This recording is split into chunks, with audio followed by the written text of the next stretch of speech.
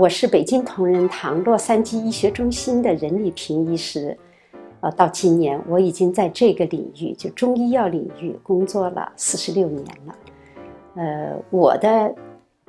我的宗旨就是利用中医中药为大家服务。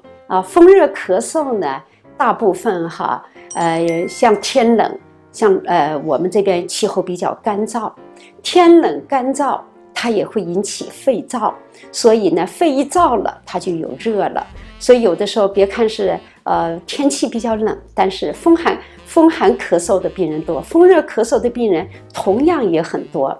我们在风热咳嗽的时候用点小偏方，就是用川贝5到10克把它碾碎，一只梨，雪梨和鸭梨都可以，要把雪梨或者鸭梨的核去掉，然后梨皮必须保留着，把碾末的川贝加在已经掏去了核的梨里头，隔水去炖。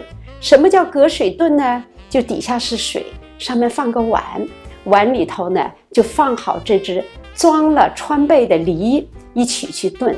炖出来以后再加上冰糖，等冰糖氧化以后，把梨再捣碎来，就着捣碎的梨、冰糖和川贝一起吃下去。这个呢，不仅仅可以止咳化痰，还可以清热。